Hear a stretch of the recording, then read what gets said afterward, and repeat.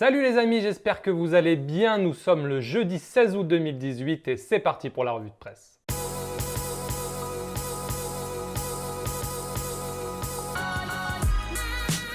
Et on commence cette revue de presse en Espagne où tous les journaux reviennent sur la victoire 4-2 de l'Atlético Madrid face au Real. C'était hier soir en Super Coupe d'Europe.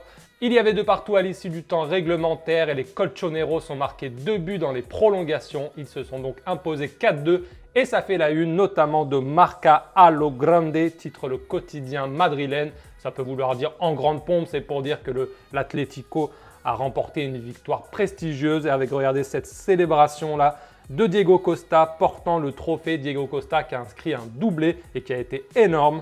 Super Atleti s'exclame de son côté le quotidien AS. C'est également le titre choisi en Catalogne par Mundo Deportivo. Et regardez, le quotidien sport, lui, voit dans cette défaite du Real Madrid une humiliation pour Julen Lopetegui, le nouvel entraîneur du Real Madrid. Comme toujours, quand le Real perd, la presse catalane est aux anges. On file maintenant en France où le quotidien L'Équipe fait sa une sur l'OM et l'OGC Nice qui se rendent coup pour coup sur le mercato depuis le début de l'été, que ce soit sur le dossier Balotelli ou le dossier plus récent de Simone Zaza. Les deux clubs se tirent la bourre et ne s'entendent plus selon le quotidien français qui parle notamment des relations houleuses entre Jacques-Henri Hérault, le président marseillais, et Julien Fournier, le directeur général de l'OGC Nice, un ancien de l'OM qui travaille à Nice depuis 2011.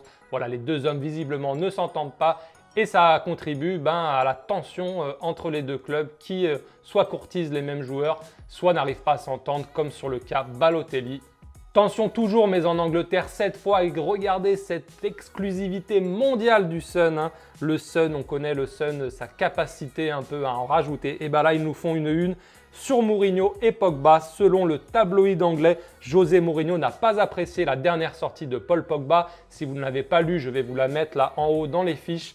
En gros, Pogba a dit après son gros match face à Leicester City vendredi dernier qu'il n'avait pas toujours été soutenu à Manchester United et il a dit « Je ne peux pas tout vous dire, sinon je vais prendre une amende ». Apparemment, Mourinho a vu rouge et a dit à son joueur « La prochaine fois que tu veux parler de quelque chose, tu viens me le dire directement et tu fais pas un caca nerveux dans la presse ». Il aurait aussi dit aux Français « Si tu veux quitter le club, tu n'as qu'à demander à être transféré ».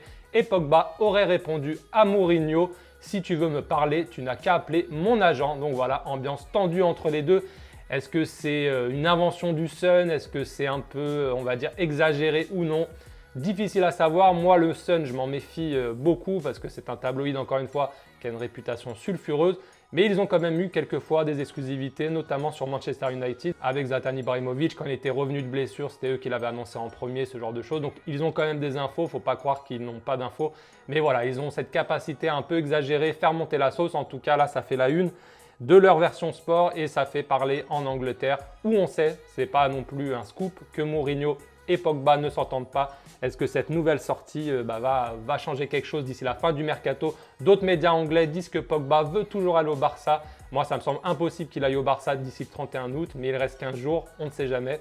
Affaire à suivre. Dites-moi ce que vous en pensez d'ailleurs dans les commentaires. Est-ce que vous pensez justement que Pogba doit quitter Manchester United absolument ou vous pensez que ça va rentrer dans l'ordre avec Mourinho? On peut aussi penser que Mourinho ne va pas faire long feu à Manchester. Ça parle beaucoup de Zidane, donc voilà, affaire à suivre. On reste en Angleterre où le Daily Mirror fait lui sa une sur Kevin De Bruyne qui s'est blessé à l'entraînement au genou et qui pourrait être absent plusieurs semaines. On parle de 2 voire 3 mois d'absence, donc c'est un gros coup dur pour les Citizens.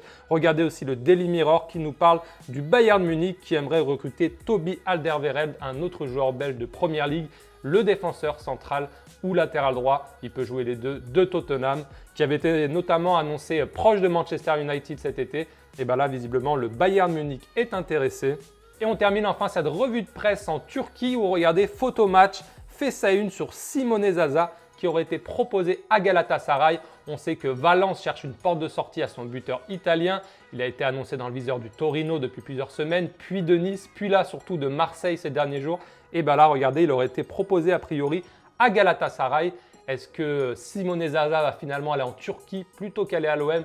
On sait que les Turcs ont la capacité d'offrir de gros salaires.